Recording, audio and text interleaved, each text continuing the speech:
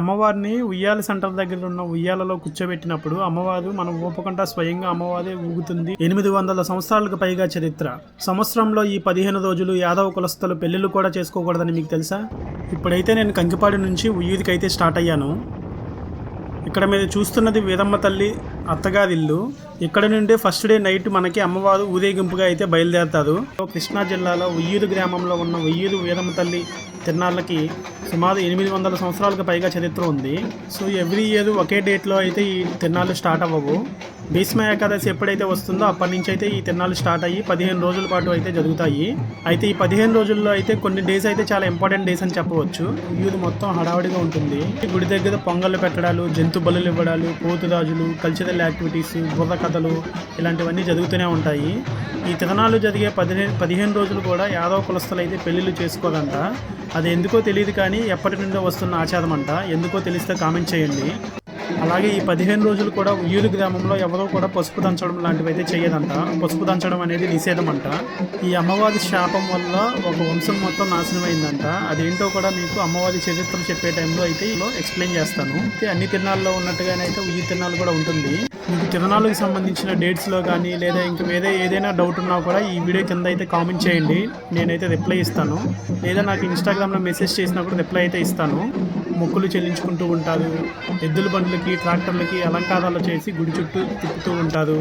ఇంకా పొటేళ్లతో కూడా బండ్లు అయితే లాగిస్తూ ఉంటారు. అంటే లాస్ట్ డే ఒక స్పెషల్ డే అని చెప్పవచ్చు. అందుకే ఈ వీడియోలో మీకు నెక్స్ట్ 15వ రోజు ఏం జరుగుతుందో అయితే చూపించబోతున్నాను.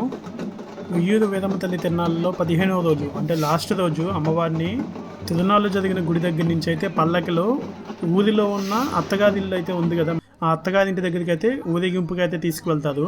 ఇలా తీసుకువెళ్ళే టైంలోనే అమ్మవారిని అయితే ఉయ్యూరు సెంటర్లో ఉన్నటువంటి ఉయ్యాల స్తంభం దగ్గరికి తీసుకువెళ్ళి అక్కడ కూడా మళ్ళీ ఉయ్యాలలో అమ్మవారిని ఊపిన తర్వాత ఆ తర్వాతే అమ్మవారిని ఊరేగింపుగా అయితే అత్తగారింటికి అయితే తీసుకువెళ్తారు. తిరునాళ్ళు చివరి రోజు నైట్ అయితే గుడి దగ్గరికి ఇలా రకరకాల ప్రభలు అయితే వస్తూ ఉంటాయి. ఈ ప్రభలు అయితే పొటేళ్లతోనే లాగిస్తూ ఉంటారు. ఫ్రూట్స్తో, ఫ్లవర్స్తో, చాక్లెట్స్తో ఇలా రకరకాల ప్రభలు అయితే తయారు చేసి తీసుకువస్తూ ఉంటారు.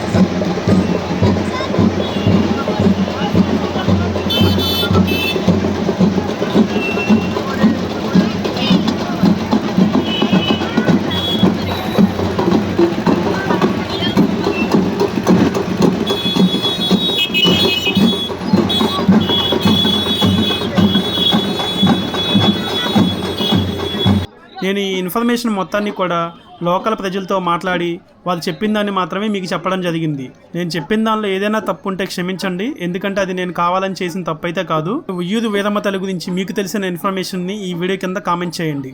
అయితే మన ఛానల్లో శ్రీశైలం పాదయాత్ర మీద అయితే ఒక వీడియో రాబోతుంది. సుమారు 50 కిలోమీటర్ల దూరం, అది కూడా అడవిలో కొండలు ఎక్కుతూ దిగుతూ సాగే నడకైతే చాలా బాగుంటుంది. సంవత్సరం మొత్తంలో కేవలం 20 రోజులు మాత్రమే ఓపెన్లో ఉండే రూట్ అది. సో ఆ వీడియోని అయితే మిస్ కాకుండా చూడండి. ఇదినే ₹1 కూడా ఖర్చు పెట్టకుండా కేవలం మన వంటగదిలో దొరికే వస్తువులను మాత్రమే వాడుతూ ఒక డైట్ చేసి దాదాపు 20 కేజీలు వెయిట్ అయితే తగ్గాను. ఆ డైట్ ఎలా చేయాలి, ఆ డైట్లో ఏం తినాలి అనేది ఎక్స్ప్లెయిన్ చేస్తూ ఒక వీడియోని అయితే మన ఛానల్లో ఆల్రెడీ ఎక్స్ప్లెయిన్ చేస్తూ ఒక వీడియోని అప్లోడ్ చేశాను. సో వెయిట్ లాస్ అవ్వాలి అనుకుంటున్న వారైతే తప్పకుండా ఆ వీడియోని అయితే చూసేయండి. Thanks for watching. జై Hind. I'm Gajala from Washington DC.